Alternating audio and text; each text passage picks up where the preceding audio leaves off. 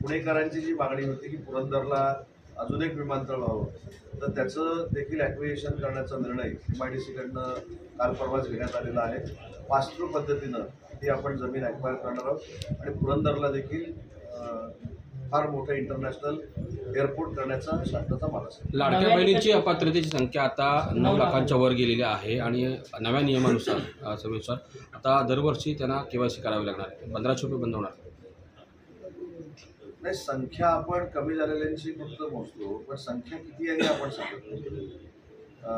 माझी लाडकी बहीण योजनेतनं माझ्या माहितीप्रमाणे 2,40,00,000 महिला भगिनींना याचा फायदा मिळतो आणि त्याच्यामध्ये काही महिला भगिनींच्या 4 व्हीलर आहेत. काही महिला भगिनींनी रिटर्न्स भरताना स्वतःचं इन्कम 2.5 लाख रुपयापेक्षा जास्त दाखवलेलं आहे.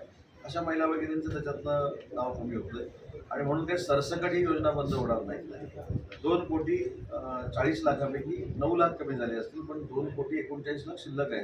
त्यांच्यासाठी ती योजना चालूच राहणार. येत्या अधिवेशनामध्ये डान्सबार संदर्भात सुधारित कायदा पारित होण्याची शक्यता आहे. रोहित पाटलांनी देखील त्याला विरोध केलेला आहे. काय नेमकी स्थिती रोहित पाटलांना काय कळले ते मला अजून कळलेलं नाही. तुम्हाला देखील काय माहिती मिळाली ती मला माहिती नाही. डान्सबारबाबतचा कुठचा कायदा विधानसभेमध्ये येणार आहे ही इतक्या लवकर चर्चा होत नाही, किंवा तो विषय येत नाही. त्याच्यामुळे डान्सबारबद्दल अगोदरच काहीतरी बोलून वादविवाद निर्माण करण्यामध्ये काय अर्थ. संजय मुंडेंच्या अडचणीत वाढ होण्याची शक्यता आहे. कारण अंजली दमानियांपाठोपाठ सामाजिक कार्यकर्त्यांनी माहिती अधिकारकर्ते विजय कुमार यांनी देखील काही आरोप केलेले आहेत. धनंजय मुंडे कृषी घोटाळ्यामध्ये मंत्रिमंडळ बैठकीमध्ये प्रस्ताव मंजूर झालेला नसताना तो मंजूर असल्याचं भासवून शासन आदेश काढण्यात आलेले असे याच्यामध्ये स्पष्ट असं आहे की याच्यामध्ये अनियमितता असेल किंवा संतोष देशमुख खून खटल्यामध्ये चौकशी अंती जे काय होईल त्याच्यावर कारवाई करावी ही शासनाची भूमिका आहे. त्याच्यामुळे माहितीच्या अधिकारामध्ये जी काय माहिती मिळालेली आहे त्याची चौकशी होईल. छत्रपती संभाजीनगरमध्ये आजच्या मिरवणुकीमध्ये लॉरेन्स बिश्नोईचे 92 सैनिकांनी झळकलेले पाहायला मिळते. अशा पद्धतीचे जर बॅनर तिथं झळकले असतील तर त्याची दखल पोलिसांनी घेतली पाहिजे. अभिनेत्री स्वरा भास्कर यांनी काही वादग्रस्त विधान केलेलं आहे. 500 वर्षांपूर्वीच्या काल्पनिक अत्याचारांवर लोक जे आहेत ते राग व्यक्त करत आहेत आणि कुंभमेळ्यातील चेंगराचेंगरीबाबत चिंता व्यक्त करत नाहीत. मला असं वाटतं की काही लोकांना प्रसिद्धीची फार मोठी भाव असते. छावा चित्रपटाच्या संदर्भामध्ये एकानं अजून एक काही ट्विट केलं किंवा छत्रपती संभाजी महाराजांवर केलं, त्याच्यामुळे माझी भूमिका देखील सांगितली की आम्हाला मंत्रिपदांपेक्षा या दोन्ही छत्रपती शिवाजी महाराज असतील किंवा छत्रपती संभाजी महाराज असतील त्यांचं कर्तृत्व आमच्या दृष्टीनं सगळ्यात मोठं आहे. त्यामुळे अशा लोकांनी थोडं समजून घेतलं पाहिजे. मराठी माणसाचा देखील अंत होणार नाही, त्याचा देखील सहनशीलतेचा अंत होणार नाही याची त्यांनी काळजी घेतली पाहिजे. आणि मी तर काल असं सांगितलं की अशा लोकांवर देशद्रोहाचा खटला दाखल झाला पाहिजे. तर ऑपरेशन टायगरसाठी 12 मंत्र्यांवरची जबाबदारी एकनाथ शिंदेने दिलेली आहे. प्रताप सरनाईक आहेत आणि या संदर्भातलं मार्गदर्शन स्वतः एकनाथ शिंदे करण्याचं म्हणते. प्रताप सरनाईक साहेबांनी जे सांगितलेलं आहे त्याला मी दुजोरा देतो. साहेब, पालकमंत्रीचा तिढा जो आहे नाशिक आणि रायगड हा अजूनही सुटलेला नाही आणि आज महायुतीचे 3 नेते दिल्लीला जाऊन भेटणार आहेत. त्यामध्ये काय चर्चा होणार आहे? लवकरात लवकर सुरू. साहेब, तिसरा टप्पा ऑपरेशन टायगर तिसरा टप्पा भाजपला बघायला मिळेल का? सगळ्याच तालुक्यामध्ये बघायला मिळेल. राजापूर आहे, राजापूर, लांजा, संगमेश्वर, रत्नागिरी, वाघर, चिपळूण, दापोली, मंडणगड, खेड.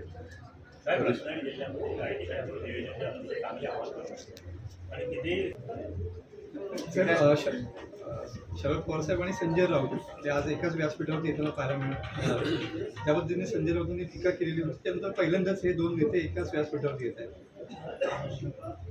व्यासपीठावर आल्यानंतर काय असं म्हणजे मला अजून कळलेलं नाही, कारण मला त्याच्याबद्दल बोलण्याचा अधिकार नाही. शेवटी तुम्ही काय दाखवावं काय बोलावा तुमचा अधिकार आहे. पण व्यासपीठावर आले तरी प्रॉब्लेम, व्यासपीठावर नाही आले तरी प्रॉब्लेम, एकामेकाकडे बघितला तरी प्रॉब्लेम, एकामेकाकडे बघून हसलं तरी प्रॉब्लेम. नक्की आता काय करायचं हेच कळेल असं झालं. उद्धव ठाकरे कोकण दौरे घेतात काय शुभेच्छा. स्मार्ट सिटीच्या स्मार्ट सिटीच्या बैठकीसाठी MIDCच्या मुख्य अभियंत्यांना 2 दिवस मी रत्नागिरीमध्ये काम करायला सांगितलेलं आहे. स्मार्ट सिटीचं काम येत्या 8 दिवसामध्ये सुरू होईल आणि अतिशय चांगल्या पद्धतीनं रत्नागिरी ही स्मार्ट सिटी होईल. साहेब, आपण मराठी भाषा मंत्री आहात. आपण एक मध्ये जी आर निघाला होता की इंग्लिश मिडियम स्कूलमध्ये मराठी भाषा कंपल्सरी करावी आणि ती खरोखर त्याची पूर्तता होते की नाही याची चाचपणी आपण करणार आपल्या मंत्रालयात. आम्ही जिल्हाधिकाऱ्यांच्या अध्यक्षतेखाली एक फार मोठा टास्क फोर्स मराठी भाषेसाठी जिल्ह्यामध्ये निर्माण केला आहे.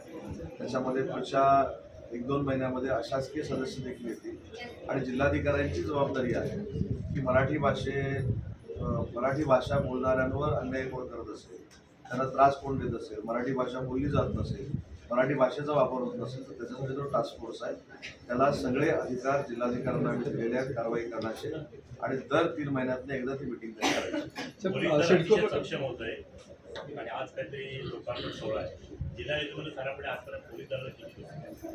महाराष्ट्रामध्ये सगळ्यात जास्त सक्षम पोलीस दल करण्यासाठी गाड्यांचा ताफा जो दिलेला आहे तो रत्नागिरी जिल्ह्याच्या DPCनं दिलेला आहे. आता देखील 10 माझ्या मैत्रिणी स्कॉर्पिओ, 20 मोटरसायकल असं आधुनिक यंत्रणा त्यांना आम्ही देतोय आणि या यंत्रणेचा फायदा शेवटी नागरिकांना होत असतो. लॉ अँड ऑर्डर ज्यावेळी होते त्यावेळी लवकरात लवकर पोलीस त्या ठिकाणी पोहोचतात, कारवाई करतात. तर त्या दृष्टीनं हा महत्त्वाचा टप्पा आहे आणि तो परत मला असं वाटतं की हा टप्पा झाल्यानंतर पुढच्या DPCला देखील जिल्ह्यातली सगळी शहरं ही CC कॅमेऱ्याच्या अंडर यावी हा प्रस्ताव SPD माझ्याकडे दिलेला आहे आणि ती देखील कारवाई आपण करतो. वाढीव DPCच्या आले म्हणजे मला राज्य नियोजनामध्ये जी बैठक झाली होती आणि वाढवून देणार होते. नाही, त्याच्यामध्ये 360 कोटीचा जो आराखडा आहे तो वाढवून देतो असं अजितदादांनी सांगितलेलं आहे आणि त्याच्यात आम्ही वाढवतो. साहेब, सिडको प्रकल्पातील 900 कोटी रुपये जे आलेले होते सिडकोसाठी ती चौकशी करा असं आमदार संतोष सांबरे यांनी मागणी केलेली आहे मुख्यमंत्र्यांकडे आणि मुख्यमंत्र्यांनी त्याची चौकशीची परवानगी सुद्धा दिलेली आहे मला आणि ते एकनाथ शिंदे यांनी मंजूर केलेले होते त्यावेळेला मला त्यांची काही माहितीच नाही. सर 3D मल्टीमीडिया शोचं कधी 3D मल्टीमीडिया शोचं टेस्टिंग मला असं वाटतं की सुरू झालेलं आहे. येत्या 15 ते 20 दिवसामध्ये 3D मल्टीमीडिया शोचा लोकार्पण सोहळा आपण करणार आहोत. दुसरी महत्त्वाची गोष्ट 25 आणि 26 तारखेला 26 आणि 27 तारखेला मराठी भाषा गौरव दिनाच्या निमित्तानं 2 दिवस कार्यक्रम रत्नागिरीमध्ये आयोजित केलेले आहेत. आमच्या मराठी भाषेच्या कोऑर्डिनेटर म्हणून डेप्युटी कलेक्टर साठे यांची आम्ही साठे मॅडमची निवड केलेली आहे. ते या कार्यक्रमामध्ये पुढाकार घेणार आहेत आणि दुसरी एक महत्त्वाची गोष्ट आहे की 17 मार्चला तिथीनुसार शिवसेना जी शिवजयंती साजरी करते तो फार मोठा सोहळा नवीन शिवसृष्टीच्या इथं होणार आहे आणि उर्वरित जी कामं आहेत पार्ट 2 होता शिवसृष्टीचा त्याचा देखील लोकार्पण सोहळा पार होता. इथले अपोजिशन कीर आणि संजय गाडगे त्याचा पण आढावा मी घेतला. 15 दिवसामध्ये काम सुरू आहे. सर